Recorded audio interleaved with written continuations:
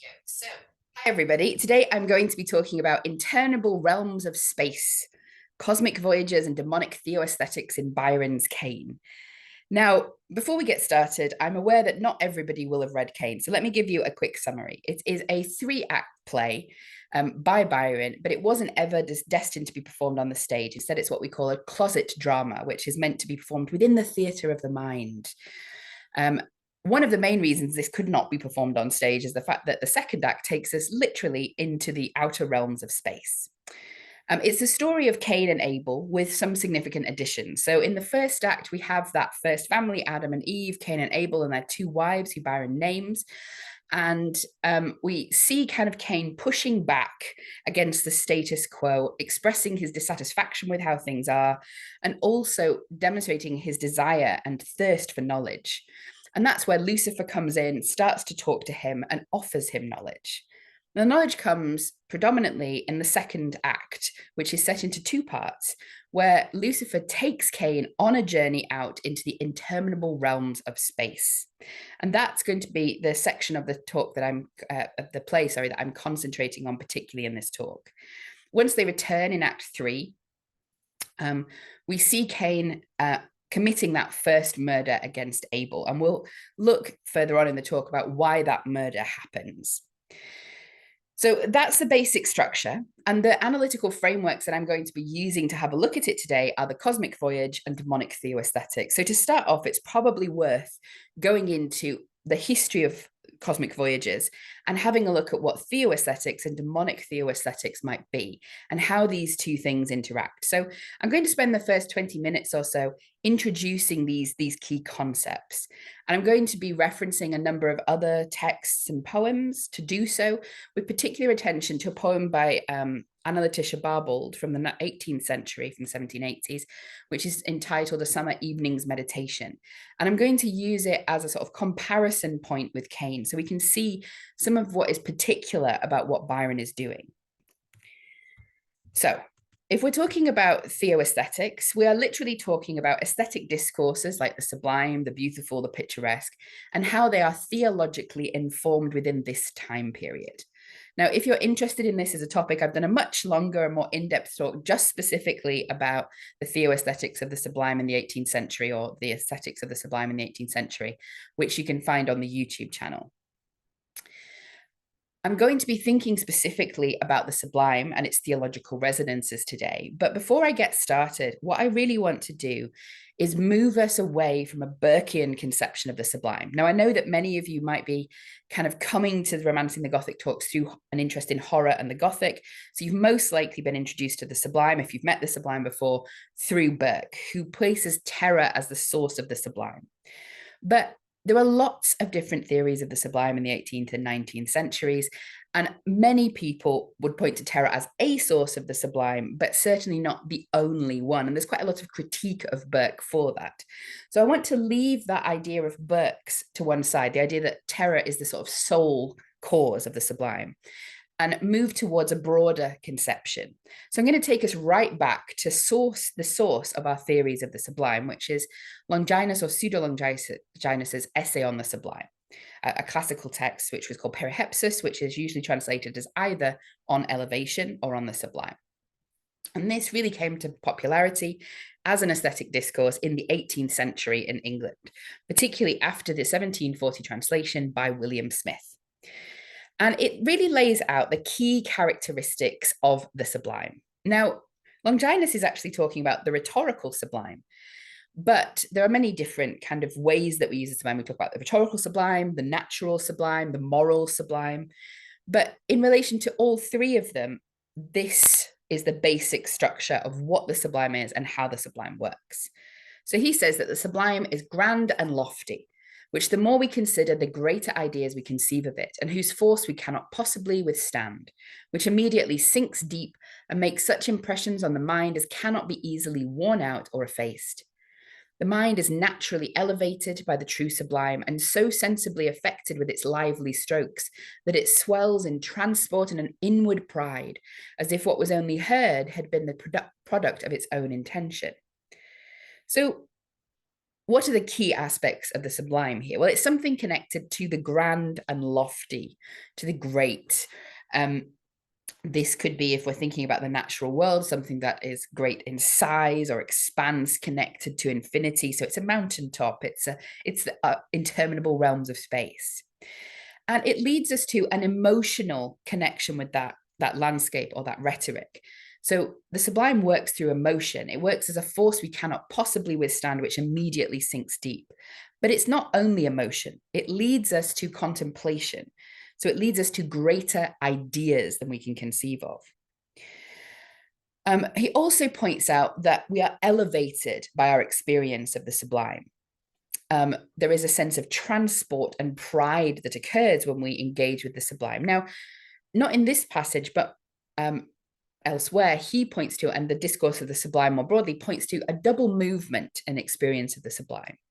When we're encountering those interminable realms of space, the first effect is us to feel small and insignificant in the light of such infinity and such vastness. But then the second movement is this transport, this pride, this sense of your own sublime subjectivity, if you will, your own sublimity, as you realize that you are a part of this, that you are capable of engaging with it, you are capable of comprehending it. So the experience of the sublime will elevate you.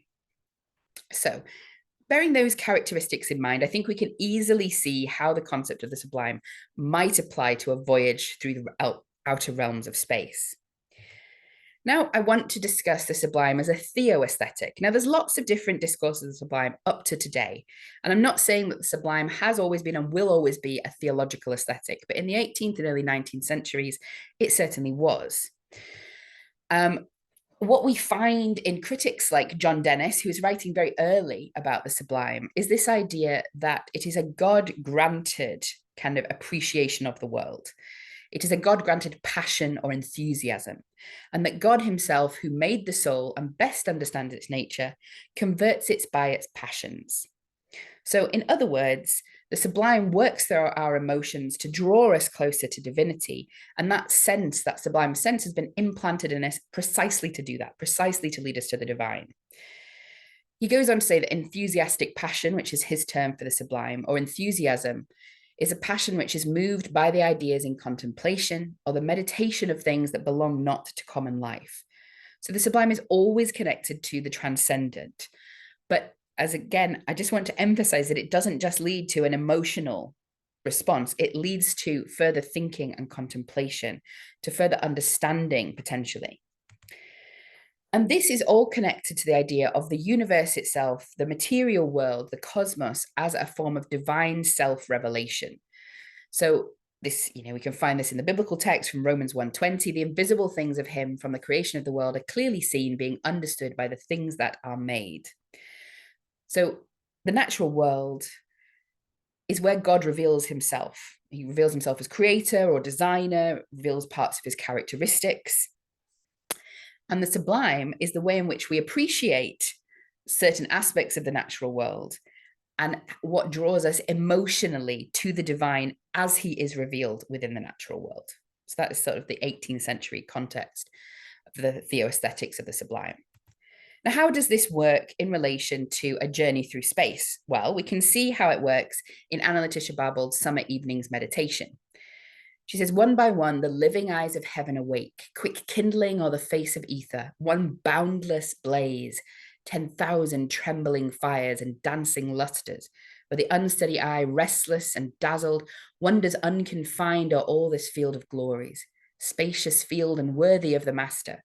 He whose hand with hieroglyphics elder than the Nile inscribed the mystic tablet, hung on high to public gaze and said, adore, O man, the finger of thy God.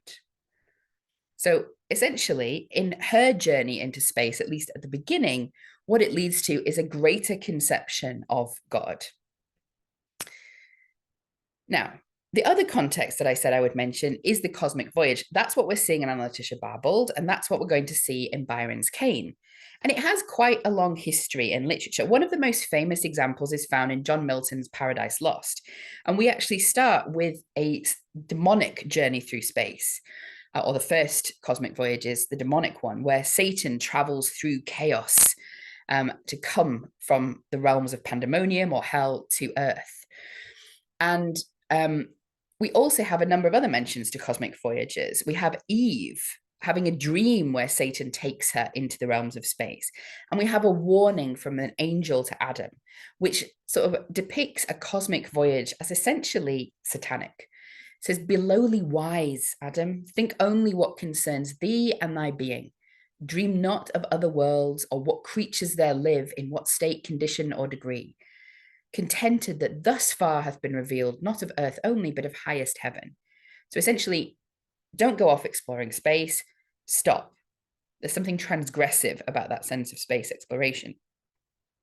However, that sense of transgression doesn't necessarily survive through the 18th century, or if it does survive, an alternative is also offered. We can see in things like the Conversations on the Plurality of Worlds by Bernard Lebevier de Fontenelle that there is a more scientific approach coming in, a discussion of how the universe works. But we have that mixture of science and religion coming out in the 18th century with poems about explorations through space, often being tied to theological considerations and an understanding of the night sky or an understanding of the cosmos, or an intent to understand the cosmos being depicted as a form of devotional practice, essentially. So James Thomson, in his poem Sacred to the Memory of Sir Isaac Newton, says, "What new wonders can ye show your guest, who while on this dim spot, where mortals toil clouded in dust, from motion's simple laws could trace the boundless hand of providence wide working through this universal frame." So this poem is specifically addressing Sir Isaac Newton and the impact of his understanding of the universe as an expanding universe and as an ordered universe. Had a massive impact on poetry in the 18th century, but also on our understanding of the universe. And so this poem is dedicated to him, but it shows how this idea that we're using science to understand the universe, and that is a wondrous thing that leads us to further knowledge of God. Edward Young goes so far in Night Thoughts, written between 1742 and 5, to say, "Devotion, the daughter of astronomy. An undevout astronomer is mad.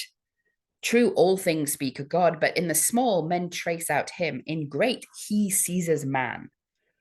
So in other words, for Edward Young, this kind of exploration of space is the best way to encounter God.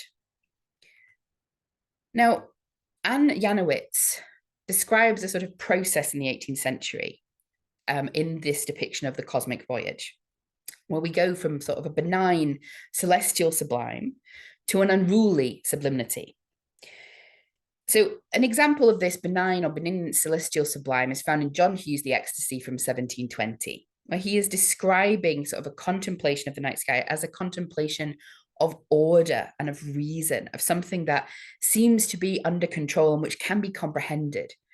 So here let me, thy companion, stray from orb to orb, and now behold unnumbered suns, all seas of molten gold, and trace each comet's wandering way, and now descry light's fountainhead, and measure its descending speed.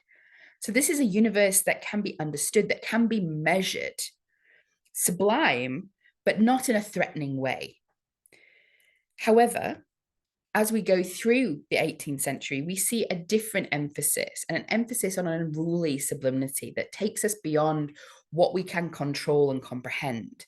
So Moses Brown's An Essay on the Universe, for example, it says, "Reason aims beyond her length to see, distant more than rule can measure or than mind can thaw." i.e., the contemplation of the cosmos is something that we can't fully understand yet. It takes us beyond what can be understood, beyond what can be controlled, and we enter this realm of unruly sublimity. So you can already see there is this sense that of unease almost, perhaps, about this journey in space, about what its effects might be. And in that Anna Letitia Barbauld poem that I mentioned, she explores this. She goes through her journey in space, but she comes to a stop, a point that is far enough, and to go further is terrifying and is dangerous. So she says, "Here must I stop, or is there aught beyond? What hand unseen impels me onward through the glowing orbs of habitable nature, far remote, to the dread confines of eternal night, to solitudes of vast unpeopled space, the deserts of creation, wide and wild? where embryo systems and unkindled suns sleep in the tomb of chaos. Fancy droops, and thought astonished stops her bold career. But oh, thou mighty mind, whose powerful word said, thus let all things be, and thus they were. Where shall I seek thy presence? How unblamed invoke thy dread perfection? There's a sense here of that idea of transgression, of a voyage too far into space or into trying to understand the universe, entering into the world of transgression. She asks, whose hand unseen impels me forward? So the question becomes not, is this a divine voyage, but is there some demonic element to it perhaps? Or is it my own hand, my own pride trying to reach beyond itself? She also says that, it takes us so far that it leads me into kind of beyond comprehension and into fear. And this sense of transgression is really clearly articulated in that last line of, how can I find God? He's still not here. I haven't found the essence of him. And how can I keep going unblamed? How can I unblamed invoke thy dread perfection? So in Barbauld's poem, she doesn't go forward, she turns back. She says, but now my soul, unused to stretch her powers in flight so daring, drops her weary wing and seeks again the known accustomed spot. Dressed up with sun and shade and lawns and streams, a mansion fair and spacious for its guest, and full replete with wonders. Let me here, content and grateful, wait the appointed time and ripen for the skies. The hour will come when all these splendors bursting on my sight shall stand unveiled, and to my ravished sense unlock the glories of the world unknown. The sense that she turns back and she says, basically, she's saying, well, after death, I will encounter and understand these things, but the time is not now. Now, a lot of criticism or critical work about this poem sees this as sort of a timid move, a rejection of curiosity. And to some extent it is, but it's also a distinct theological position that Anna Letitia Barbauld is taking up in opposition to the theologies around her. She was a Unitarian, a Presbyterian Unitarian. It's very difficult to define what she was at different points in her life, and whose father, whose husband, whose brother were all sort of within these rational dissenting circles with this emphasis on science and exploration, on knowing God only through reason, on through the ever kind of stretching of reason. But her theology, as we're going to see in a moment, is the idea that going too far actually takes us further away from God if we over rely on reason, if we take out the emotional, and if we take out the domestic, the small, the everyday. So in her On the Devotional Taste of Sex, she says, shall we mention philosophy as an enemy to religion? God forbid. So she's not saying religion and science are opposites at all. She's not doing that counterbalance. She's saying that they can work together. Yet there is a view in which she exerts an influence perhaps rather unfavorable to the fervor of simple piety. Philosophy does indeed enlarge our concepts of the deity. And by philosophy here, she means natural philosophy, so science, and gives us the sublimest ideas of his power and extent of dominion. But it raises him too high for our imaginations to take hold of, in a great measure destroys that affectionate regard which is felt by the common class of pious Christians. So in other words, this over-reliance on reason, this continuing sort of mathematical inquiry into how the universe works, can take us beyond what we're capable of understanding, but also what we're capable of imagining and of feeling. She says it even more clearly here, that she says, when after contemplating numerous productions of this earth, the various forms of being, the laws, the mode of their existence, we rise yet higher and turn our eyes to that magnificent profusion of suns and systems which astronomy pours upon the mind. When we grow acquainted with the majestic order of nature and those eternal laws which bind the material and intellectual worlds, when we trace the footsteps of creative energy through regions of unmeasured space and still find new wonders disclosed and pressing upon the view, this is where the turn comes. We grow giddy with the prospect. The mind is astonished, confounded at its own insignificance. We think it almost impiety for a worm to lift its head from the dust and address the Lord of so stupendous a universe. The idea of communion with our Maker shocks us as presumption, and the only feeling the soul is capable of in such a moment is a deep and painful sense of its own abasement. So I think it's very easy to see how her poem can be read as a poetic expression of this idea. But also, I want you to notice that that double movement of the sublime doesn't come to fruition in her sort of imagining of an exploration of space. We get the abasement, we get that feeling of being tiny and insignificant, but we can't go past it. We don't get that reciprocal sort of sense of our own sublime subjectivity. For that, she says, we need to head back. We need to appreciate the small, the domestic, the everyday. So in Analytische Babel, we already have this sense of the cosmic voyage as potentially a theo-aesthetic voyage leading us to the divine, but also potentially taking us somewhere transgressive or taking us somewhere threatening, as having sort of essentially being quite a problematic sort of journey, or taking us to places where we shouldn't be, or that we're not ready to be, or that we cannot as humans comprehend or engage with. So this brings us to the frame that I want to use for understanding Byron potentially, to think about the demonic sublime. Now, I'm not saying that Analytische Babel is necessarily describing a demonic sublime there at all, but rather that Byron very clearly is engaging with the demonic sublime. Now, as I've already mentioned, we've understood the nature of the sublime and how it functions through astonishment, leaving us wondering for Burkitts with a degree of horror, not for every theorist. Also, it leads to contemplation and to more positive emotions of admiration, reverence, and respect.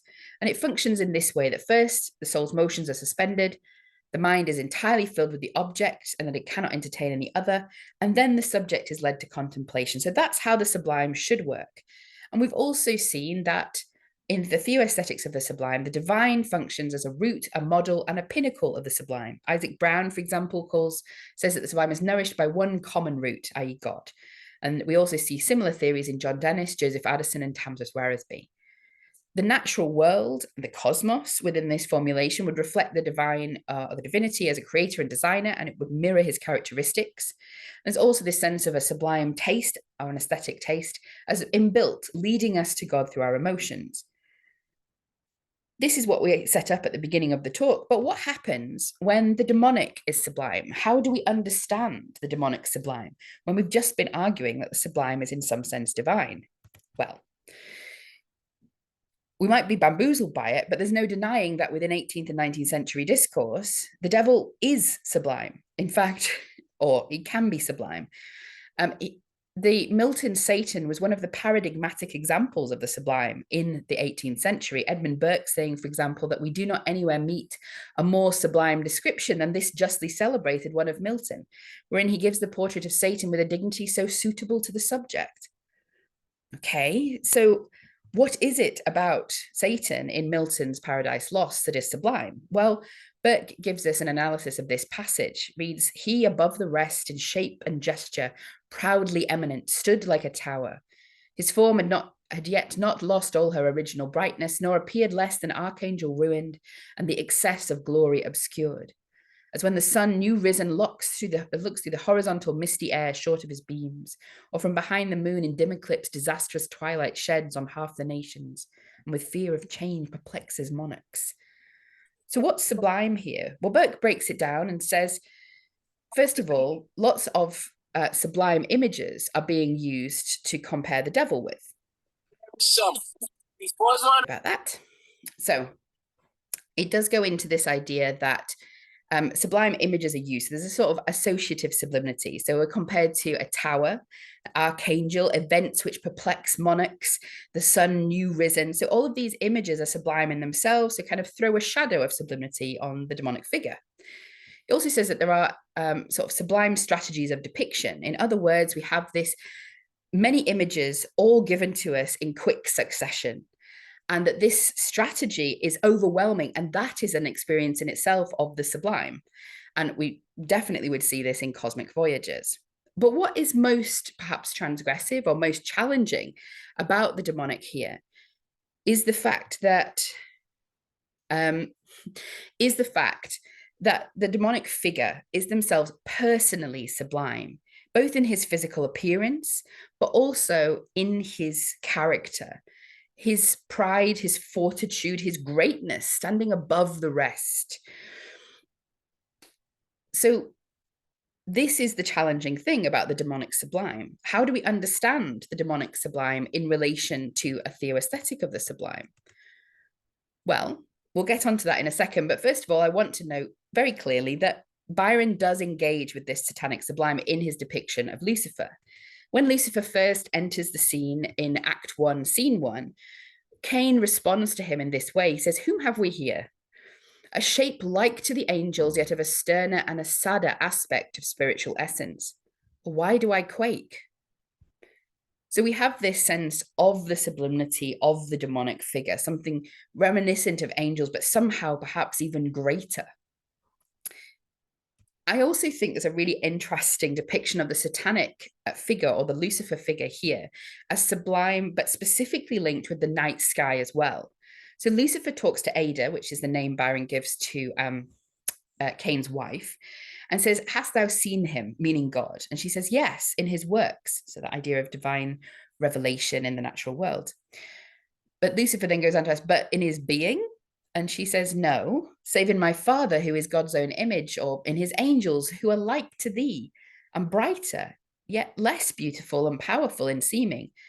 As a silent sunny noon, all light they look upon us, but thou seemst like an ethereal night, where long white clouds streak the deep purple, and unnumbered stars spangle the wonderful, mysterious vault, with things that look as if they would be suns. So beautiful, unnumbered, and endearing, not dazzling, and yet drawing us to them. They fill my eyes with tears, and so dost thou. Thou seemst unhappy. Do not make us so, and I will weep for thee." So there's a lot going on in this passage. One of the reasons that I love it. I think it's interesting that she draws that comparison with angels as well, but says that he looks more beautiful and more powerful, although there is that constant emphasis on seeming, that perhaps he is not what he seems. There's also that link to night. So in her use of night as an analogy, we have that night sky being laid on top of Satan as a sort of, they're intersecting with each other. They're reflecting back on each other in interesting ways. We also have this line that he acts, compared to that which look as if they would be sons, that he wants to be something that he's not. But we also at the end get this sense of Lucifer as a figure potentially of pity, that looking at him fills her eyes with tears, and thou seemst unhappy. So there's a potential sympathy for this satanic figure going on. Now, in the Romantic period, it takes that sublimity of the satanic figure in Milton, and we have a rereading of the satanic figure for writers like William Godwin, for example. And it takes this satanic figure, as found in Paradise Lost books 1 and 2 particularly, and it creates out of that satanic figure a sort of anti-hero. So this is a good example of one of the passages which often gets used, where Satan is saying, I won't give in. Yet not for those, God's dire arms, nor what the potent victor in his rage can else inflict, do I repent or change. What though the field is lost? All is not lost. The unconquerable will and study of revenge, immortal hate and courage never to submit or yield. And what else is not to be overcome? That glory never shall his wrath or might extort from me. So you can see quite easily how this transfers into a heroic reading of the satanic figure. And in that romantic rereading, we have this idea of Satan becoming a rebellious figure who rejects tyranny, making God a tyrannical figure. And he is tragically doomed by his competition against a great tyrant. But we can see him as noble and in a sense unconquerable, not because he cannot be physically conquered, or because he doesn't lose, he does lose, but that his will is unconquered. We also have him quite often being used in sort of celebrations of the flesh, but he becomes a figure who is usually depicted as misunderstood in some way. And we also have this idea of intersecting with that romantic concept of the exceptional individual over the crowd. But something that they pick out is also Satan as still loyal and supportive to those around him, potentially, still acting in concert with others against a tyrant. Now, is this what Byron is doing in Cain? Do we have a romantic rereading of Satan? Well, I think in part, but also not quite. There are some more complex things going on. And so I want to talk about sort of ways that the demonic sublime can work. And I want to suggest there are orthodox workings of the demonic sublime and heterodox workings of the demonic sublime. So heterodox, things that challenge perhaps conventional theologies. And I say conventional, knowing that it's very difficult to say if there is any such thing as a conventional theology, but common theologies of the period. So an orthodox use of the demonic sublime is what we find in Paradise Lost. Quite often, when people study Paradise Lost, they study books 1 and 2, or the early books. We forget that by the end of Paradise Lost, a lot of, well, all, I would argue, of the devil's boasts are undone. He is shown to be weak or venal. He's shown to be petty and revengeful, taking things out on those weaker than him because he cannot actually mount a challenge to the one that is greater or the one who is tyrannical. And we also see his form reduced by the end as well, for a period at least. So what we have in Milton, although Milton's theologies are not orthodox, that's not my suggestion, but he does have an orthodox use of the perverse sublime. In other words, where the devil's sublimity is revealed to be perverse, it's revealed to be partial, it's revealed to be borrowed, and it's often revealed to be it's stripped away by the end of the text. So it's borrowed in that, he is the shadow of an archangel ruined. Everything that is sublime about him is a borrowing from the deity, or a characteristic of the deity which has become twisted or diminished. And he's only partial in his sublimity because his sublimity can never be that full, multivalent sublimity that the divine enjoys, sublimes of admiration and terror and joy all bound together. Any experience of sublimity with the devil will always be that sort of terror sublime with nothing else to offer us. So the other sort of use of the demonic sublime often occurs in tales where we have the sublimity of judgment. Now, this can appear in the sort of Judgment Day poetry of the 18th century, or in Gothic novels like The Monk by Matthew Lewis, The Floyer by Charlotte Dacre, or The Isle of Devils by Matthew Lewis as well. In what do I mean by the sublimity of judgment? Well, in which the devil is either revealed as sublime or is at his most sublime in the moment of judgment, where he becomes part, not of his own plan, but essentially of a divine plan of divine and cosmic justice. So these are some pictures to illustrate that role. And these would be kind of orthodox uses of demonic sublimity, but there are also plenty of heterodox uses for it as well, that don't necessarily go as far as a romantic or heroic reading. But if a text does not show the sublimity of the devil to be perverse, if instead his sublimity is unrelinquished and there is a demonic triumph, if the sublimity isn't revealed as perverse, then the text itself becomes, in inverted commas, perverse or heterodox. It gives a sort of validity to the devil, his pronouncements, his character, or his actions, if he is never revealed to be anything but sublime. And we'll think about that definitely in relation to Byron's Cain and the critical response to it. In relation to the judgment of sublimity, or the sublimity of judgment, heterodox uses of it come to question demonic agency and bring up the problem of free will. So if the devil, however much he tries to fight against God, always becomes his agent, it raises significant questions about to what extent the devil can be said to have free will.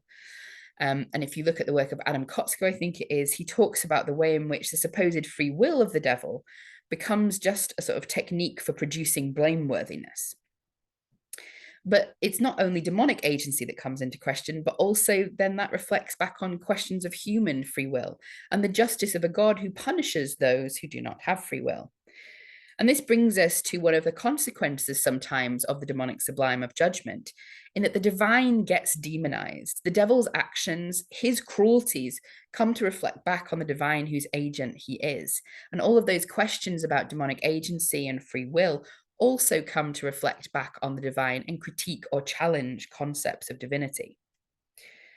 So I would argue that we see quite a lot of this going on in Byron's Cain. I'd also say that these are terms that I have come up with and that you can find in my work, including my book, so The Theology of the Early British and Irish Gothic. But these concepts of the demonic sublime and how they function were something that contemporary writers were aware of. And Byron specifically has Lucifer say that these don't apply to him. The orthodox ones, they don't apply to him.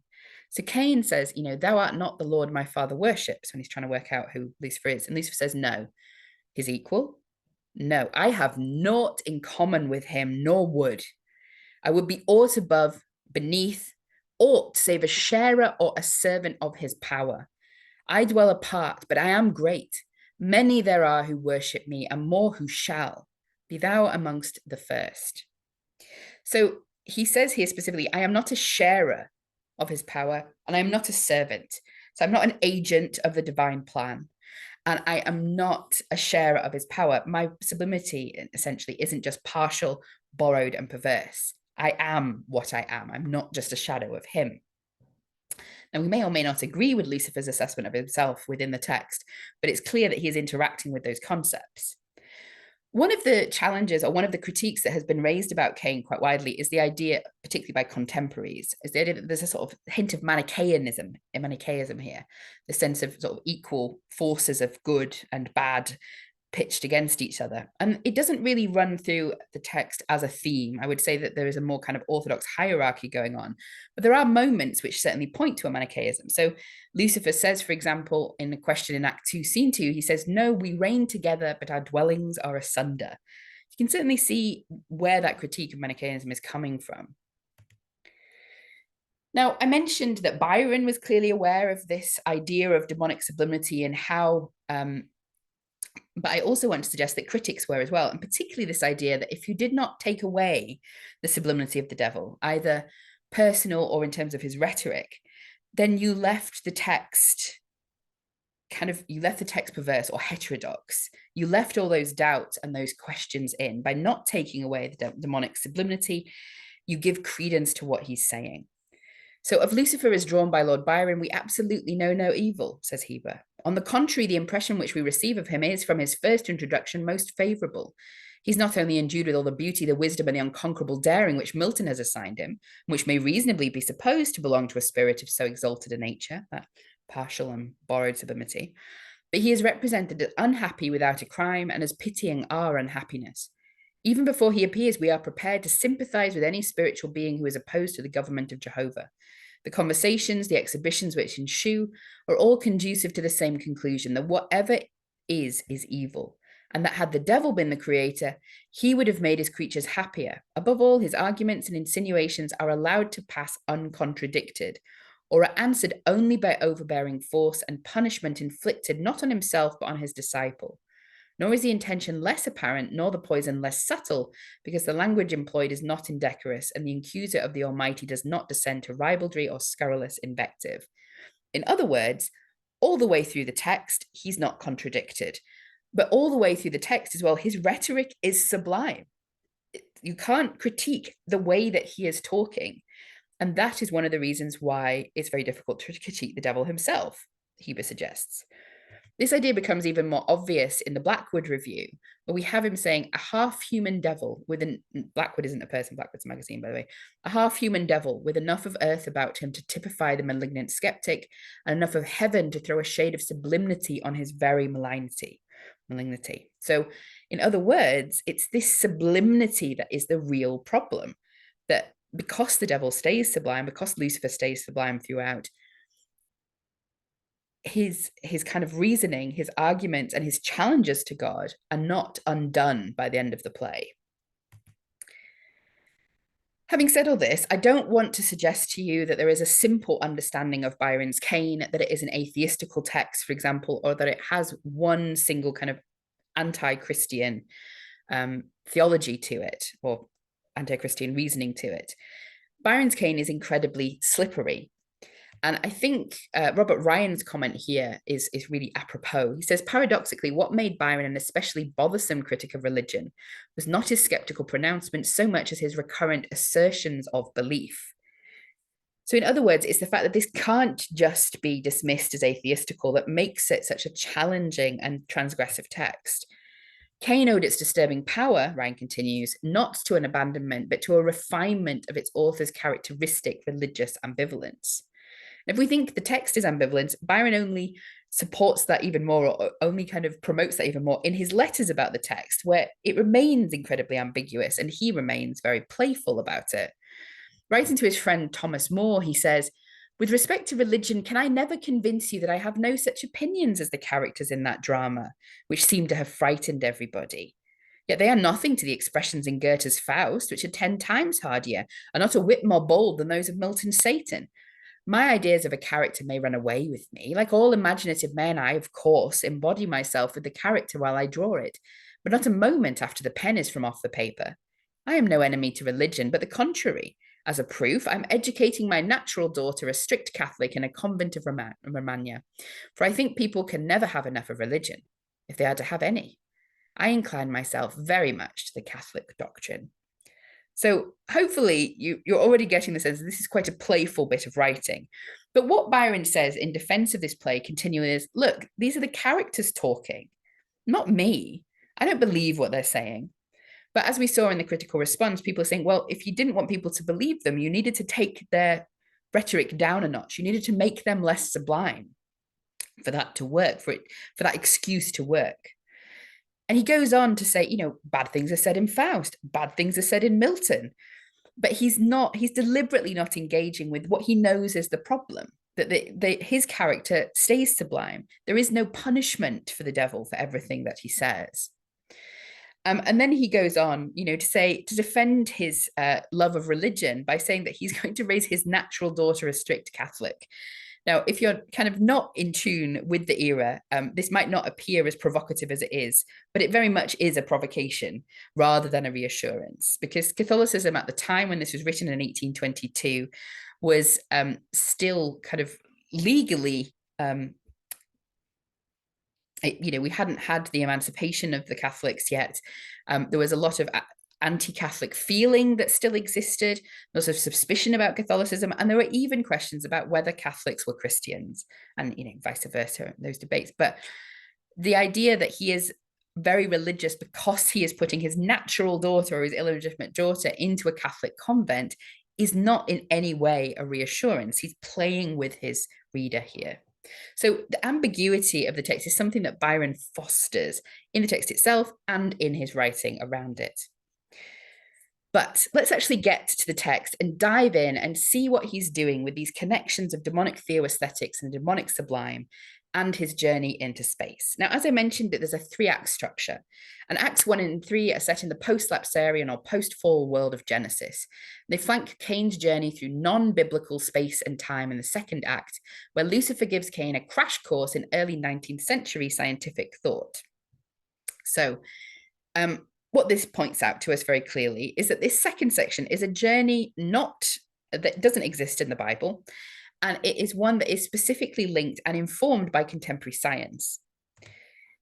Jeffrey's review, a contemporary review, says that in the 2nd act, the demon carries his disciple through all the limits of space and expounds to him in very lofty and obscure terms the destinies of past and future worlds, and they have a great deal of exceptionable talk. In other words, talk that he takes exception to. So what I want these 2 quotes to draw out is the fact that what we have in this section is a theo-aesthetic exploration of space, a very theologically informed exploration of space, but also a very scientifically informed exploration of space, which results in a lot of exceptionable talk. Now, this isn't, as with Babbled, neither of them are doing a science versus religion. They're looking more at how these things intersect in potentially troubling ways. First of all, though, in Cain's little trip into the sky, things go quite well. We seem to be having a fairly standard theo-aesthetic journey into the realms of outer space. He says, "Oh, thou beautiful and unimaginable ether, and ye multiplying masses of increased and still increasing lights, what are ye? What is this blue wilderness of interminable air where you roll along as I have seen the leaves along the limpid streams of Eden? Is your course measured for ye, or do ye sweep on in your unbounded revelry through an aerial universe of endless expansion at which my soul aches to think, intoxicated with eternity? Oh God, oh gods, or whatsoever ye are, how beautiful ye are, how beautiful your works or accidents or whatsoever they may be. Let me die as atoms die, if that they die. Or know ye in your might and knowledge, my thoughts are not in this hour unworthy what I see, though my dust is. Spirit, let me expire or see them nearer." So he has this overwhelming experience, but it's not depicted negatively. He is intoxicated with eternity, and it leads him to an appreciation of the divine. Now, not a classical Christian God here. He asks God, or is it God's? And he doesn't know whether this is a deliberate creation or not. So he's not leading us towards an orthodox theology, but he is sort of acknowledging the theo-aesthetics of this journey. This is a sublime encounter with divinity through that divinity's self-revelation in the natural world, through the cosmos. However, I should also note at the end that we have that kind of movement of the sublime where you encounter your own insignificance, but also it then raises you up and elevates you. My thoughts are not in this hour unworthy what I see. We also have sort of an idea of what the scientific theories are. Now, Byron is very much drawing from Newtonian concepts of the cosmos, and he talks about the endless expansion. So this idea of the universe expanding is something that he is incorporating into his text. It starts well, but cracks soon begin to show in this voyage. It doesn't just take him towards God in a positive way. In Act 3, when he's already returned, Abel starts to try and talk to him, and he says, "Where hast thou been?" Cain says, "I know not, nor what thou hast seen." And Cain's reply is the dead, the immortal, the unbounded, the omnipotent. Now, it's interesting that he uses these phrases because these would usually be used to describe God. But here he's describing the universe. So just as the devil and the night sky became conflated earlier on, here, God and the universe are being read together, essentially. So as completely conjoined, not just the universe as a reflection of the divine, but the universe as an encounter with the divine.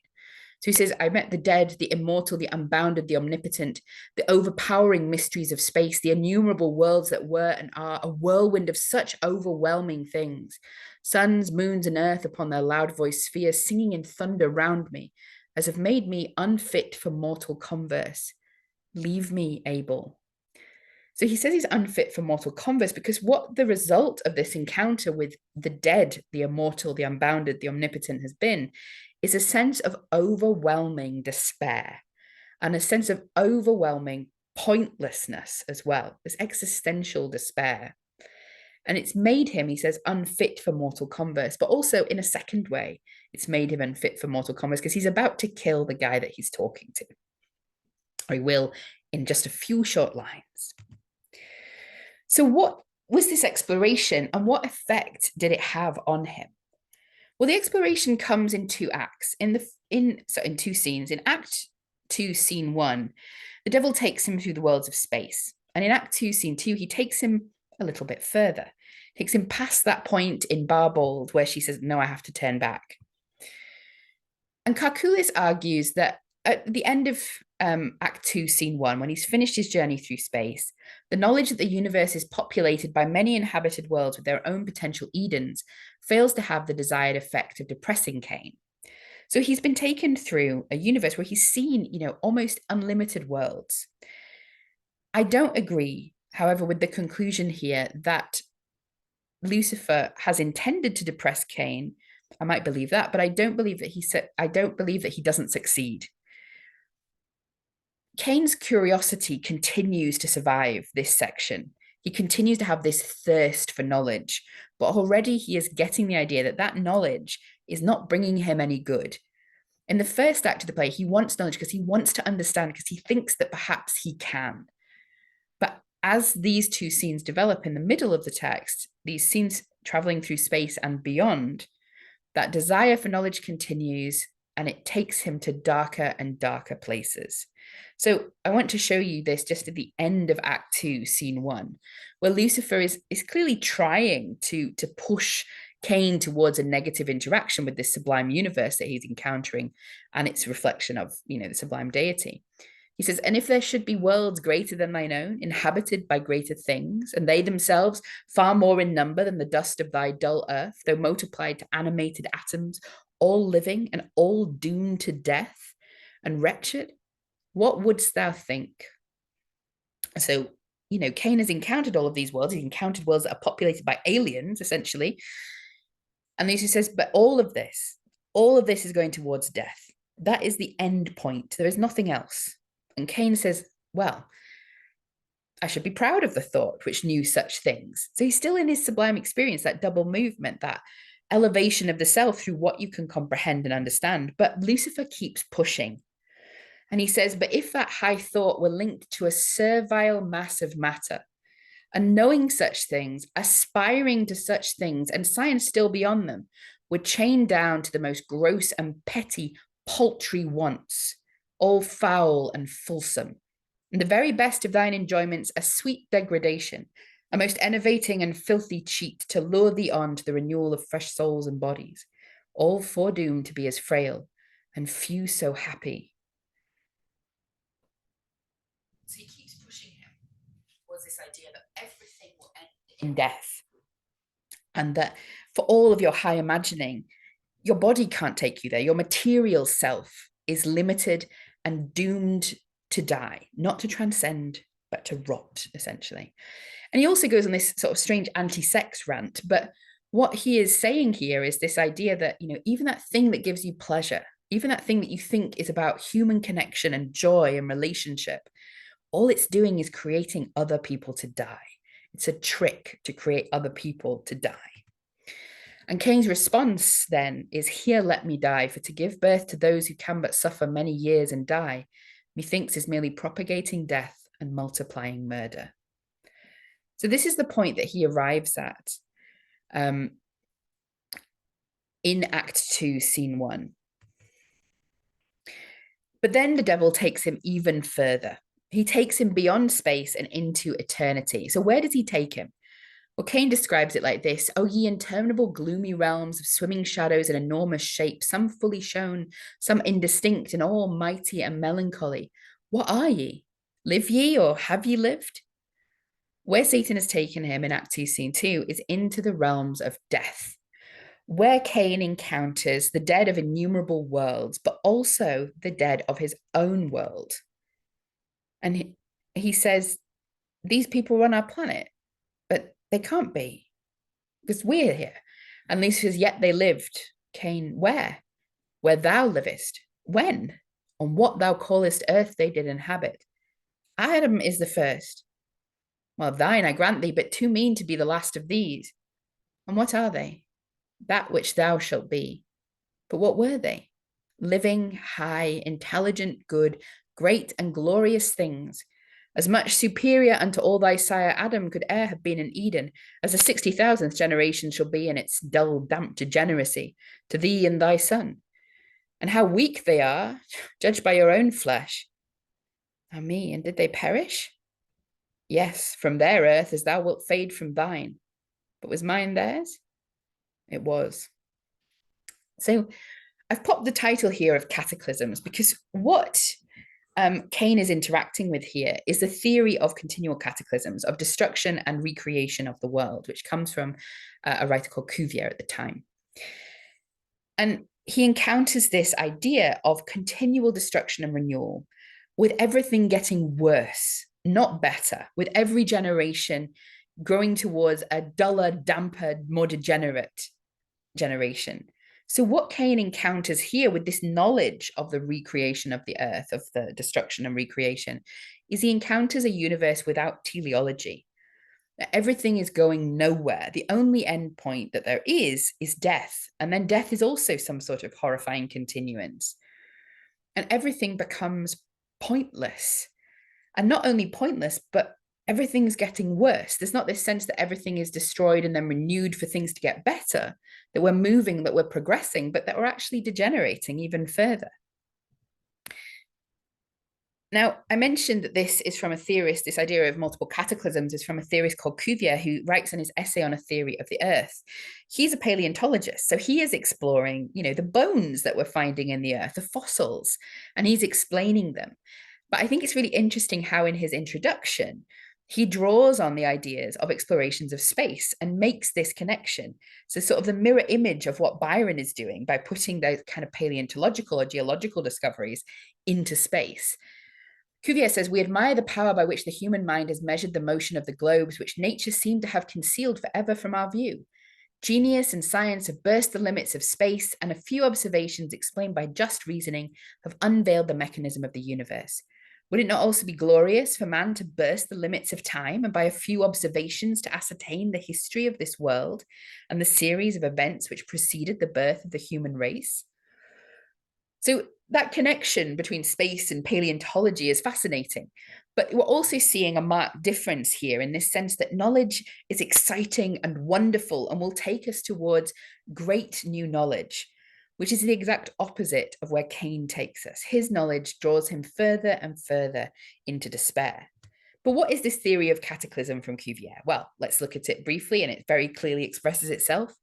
Life, therefore, has been often disturbed on this earth by terrible events, calamities which at their commencement have perhaps moved and overturned to a great depth the entire outer crust of the globe. but which since these first commotions have uniformly acted at a less depth and less generally.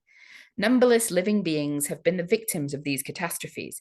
Some have been destroyed by sudden inundations, others have been laid dry in consequence of the bottom of the seas being instantaneously elevated. Their races even have become extinct and have left no memorial of them except some small fragment which the naturalist can scarcely recognize. So you can see how this informs the idea in Byron's Cain of multiple versions of Earth which have each been destroyed. I do like to imagine that what Cain is seeing is just like a load of floating dinosaurs as he travels through the world of death, but who knows? So we have this idea happening that what is essentially happening to Cain is knowledge is being given to him. Knowledge is being revealed to him on this journey. And that knowledge is taking him further and further into horror. It may be sort of this sublime journey, but that sublime has gone past the point of pointing us towards a God to worship and taken us into this kind of realm of the overwhelming, horrifying, empty reality of the universe.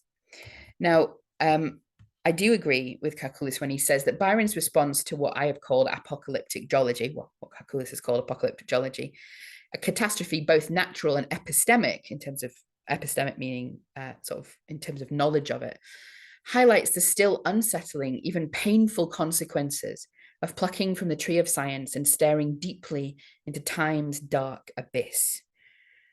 So basically, what Cain is learning is that knowledge can be painful and horrifying.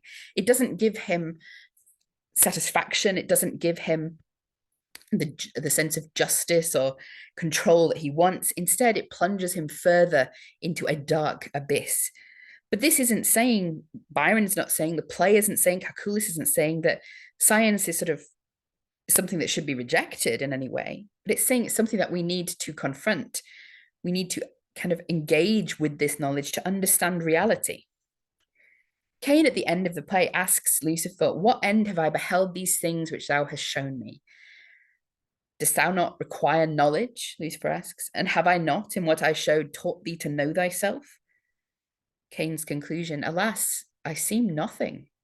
And Lucifer says, "And this should be the human sum of knowledge, to know mortal nature's nothingness. Bequeath that science to thy children, and 'twill spare them many tortures." So this is the end point of knowledge, obtained by Cain and laid out for him by Lucifer. Now, how do we understand this attainment of knowledge? How do we understand this voyage? It's quite literally a satanic voyage in that Lucifer has taken him off up into the realms of space. It's led by Satan. But how do we interpret that satanic voyage? Is it a trick? Is it a temptation? Is it a lie? Now, Eve in Act 1, Scene 1, compares herself to Cain. And she sort of says, "I had the same curiosity as you." And that curiosity is the problem. So that thirst for knowledge, that seeking after knowledge, that finding knowledge, that's the problem. That's the transgression. She says, "My boy, thou speakest as I spoke in sin before thy birth. Let me not see renewed my misery and thine. I have repented. Let me not see my offspring fall into the snares beyond the walls of paradise, which in paradise destroyed his parents. Content thee with what is. Had we been so, thou now hast been contented, O my son." So she is saying, content thee with what is. She's saying, content thee with ignorance. I'd also just like to point out that there's definitely an echo in her comparison of herself with Cain here of something that happens in Paradise Lost, where the devil takes her in her dreams on a little bit of a cosmic voyage, where she forthwith up to the clouds with him I flew, and underneath beheld the earth outstretched immense to prospect wide and various, wondering at my flight and change to this high exaltation. And then suddenly my guide was gone. So her journey is short, drops her back to earth very quickly.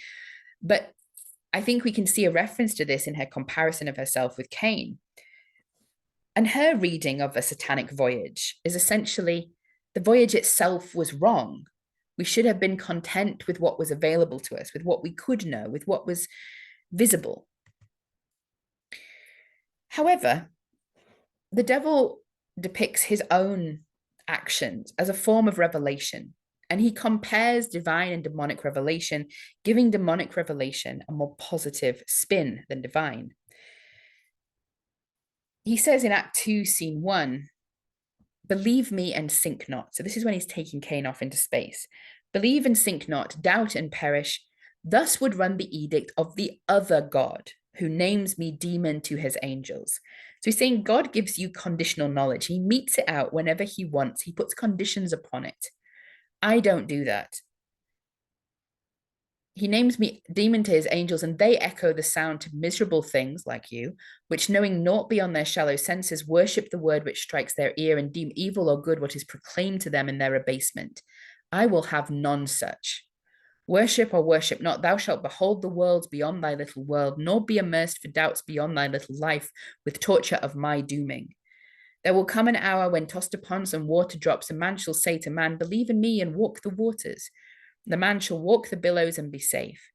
I will not say, believe in me as a conditional creed to save thee, but fly with me o'er the gulf of space in equal flight, and I will show what thou darest not deny, the history of past and present and of future worlds. So he says, my revelation doesn't come with strings attached. I don't do this in order to have you worship me. I'm not saying you need to worship me in order to have this knowledge. He said, I will reveal to you what I know in an equal flight, and I will show what thou darest not deny.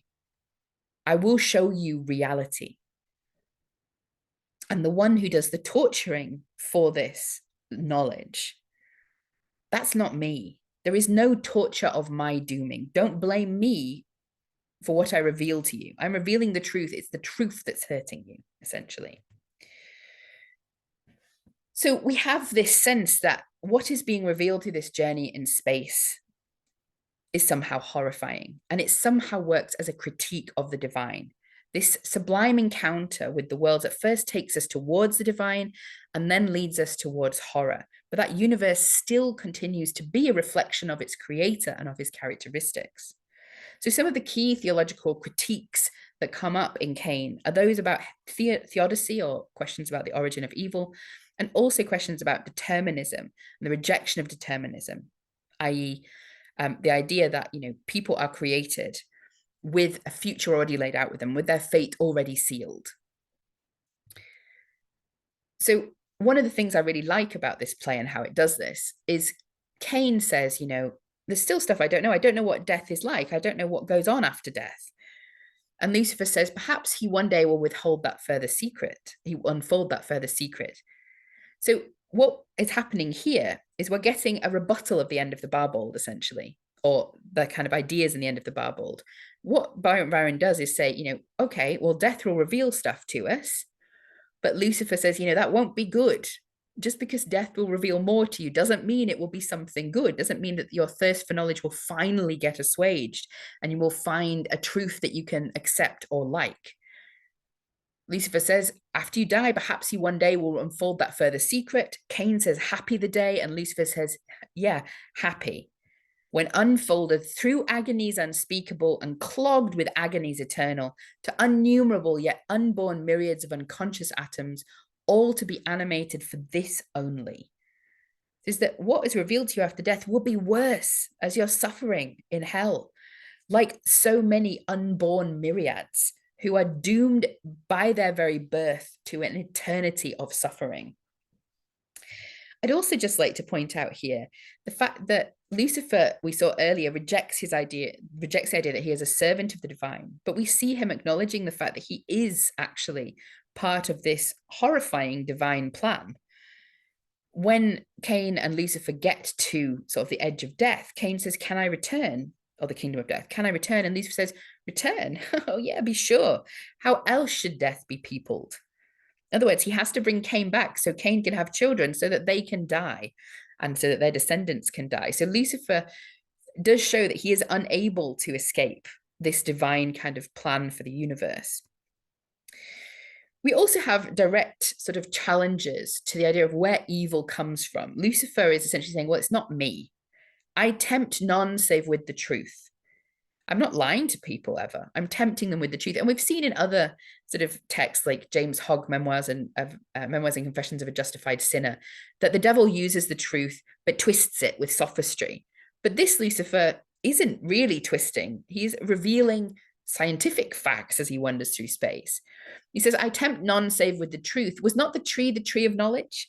And was not the tree of life still fruitful? Did I bid her pluck them not? Did I plant things prohibited with the reach of being innocent and curious by their own innocence? I would have made ye gods. And even he who thrust ye forth, so thrust ye because ye should not eat the fruits of life and become gods as we. Were those his words? So he's saying, am I the tempter, the one that created evil, or is the one who put temptation in the way of innocent beings, whose curiosity was not in itself a crime? I thought I'd also point out the fact that the devil's saying, if you had knowledge, you could have eaten, you could have lived, but you didn't. And Cain has this idea as well. Cain appears as a second Eve who says he wouldn't just have taken the apple of, or the fruit of knowledge, he would have taken as well the fruit of life and therefore defied God. Cain, at the beginning, Adam is saying, come and pray with me, Cain. And Cain says, no, I've naught to ask, not what to thank for. No, dost thou not live? Must I not die? Alas, the fruit of our forbidden tree begins to fall, says Eve. Adam replies, and we must gather it again. Oh God, why didst thou plant the tree of knowledge? And Cain, and wherefore plucked ye not the tree of life? Ye might then have defied him. So this sense that Cain wants to be a second Eve who not only receives knowledge, but also receives life. But what turns out to be the sort of solution of the play is that there is no life to take. And this knowledge is itself only the knowledge of an endless and infinite death, or realm of death. Lucifer goes on to sort of highlight further questions about divine goodness, and also to sort of reinforce that point of stop blaming me for everything. It says, with me then to thine earth, and try the rest of his celestial boons to you and yours. So he said, I'm taking you back. Then you can see the rest how the rest of his blessings work. All these blessings he keeps talking about. But he's saying, don't just believe their blessings because he says they are. Evil and good are things in their own essence and not made good or evil by the giver. If he gives you good, so call him. If evil springs from him, do not name it mine. So he's saying you have to take, this journey of knowledge has not taken you where you want it to go, but don't stop your use of reasoning and questioning and critique. Don't call something good because the giver calls himself good. Judge the giver by his gifts and stop blaming me when you don't get what you want. Don't blame the devil that death has entered the world when God put the tree there and God gave the sentence. So the devil goes on to say, don't call evil good or good evil till you know better its true font, and judge not by words, though of spirits, but the fruits of your existence, such as it must be. One good gift has the fatal apple given, your reason. Let it not be overswayed by tyrannous threats to force you into faith against all external sense and inward feeling. Think and endure, and form an inner world in your own bosom where the outward fails. So shall you nearer be the spiritual nature, and war triumphant with your own. So the devil's advice at the end of the play is just keep thinking. But where does this thinking take Cain?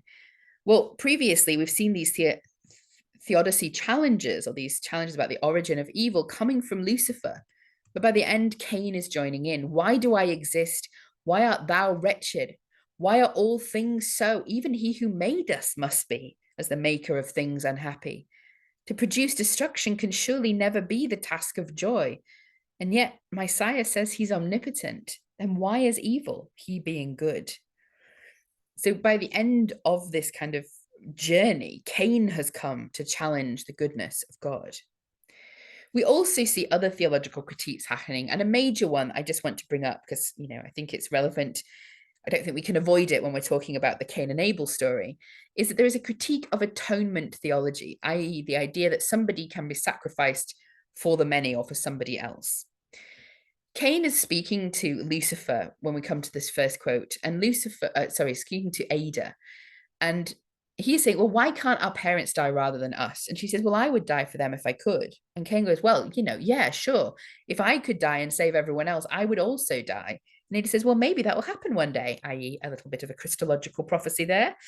But Cain is horrified by that idea. He says, by sacrificing the harmless for the guilty. Well, what atonement were there? why we are innocent. What have we done that we must be victims for a deed before our birth, or need have victims to atone for this mysterious, nameless sin, if it be such a sin to seek for knowledge? So he rejects atonement theology, and this is the root of his murder, because he is horrified then by Abel's sacrifice of flesh to God. And it's in trying to destroy Abel's altar that Cain comes into altercation with Abel and eventually kills him, crying out, "Give way, this bloody record shall not stand in the sun to shame creation." So I've mentioned a number of these critiques, but I don't simply want to represent this text as a straightforward critique, as a straightforward atheistical text, or offering only a single argument. It's undeniable that there is a sense of sublimity to the devil. That's undeniable that there is a sense of a sublime theo-aesthetic journey, which turns into this kind of horrifying darkness with a demonized divine figure. I think it's also impossible to deny that we do have a Lucifer who is acting not in the best interests of Cain, that this quest for knowledge comes under question because the desires beneath it come into question, and its results bring it into question. And if not the search for knowledge, then how we react to it. So there's a lot of different things potentially going on within this play, a deliberate ambiguity, which doesn't take away from these critiques at all, but makes it not a simple text to engage with. And so I just want to finish with this quote from my book, which I think sums up some of what we find happening in a text like this with a demonic sublime figure. We find a series of tensions between orthodox theologies and heterodox critiques. Orthodox theology is the idea of, Cain as the first murderer and bringing murder into the world. Lucifer as a tempter, using truth to betray human beings or to bring them to disaster. We have orthodox theology, but also heterodox critiques, all the things that I have spent this hour or so talking about. So we have tensions as well between demonic and human self-determination and determining providence, between appearance and reality, between doubt and belief, despair and hope. Demonic sublimity questions divinity even as it reinforces it. And it is not a replacement for the divine or a rejection of providence. It does not represent that the numinous may break free of an inherited doctrinal context, returning now as a pleasing shiver and now as a primitive dread. Rather, demonic sublimity is borrowed from the divine as it defies it and demonizes the divine while it bows to it. These are not atheist texts, but rather, in Judith Wilt's term, heretic texts, for they do not reject the faith they reflect, but maintain a profound and fruitful link with the orthodoxy that defines their terms. They exist in a questioning space of ultimately unresolved tensions, of, as Joel Polte terms it, a profound religious malaise, informed as much by Christian narratives as by a critical challenge to them. So with that, I will stop sharing and recording and come back to you for questions.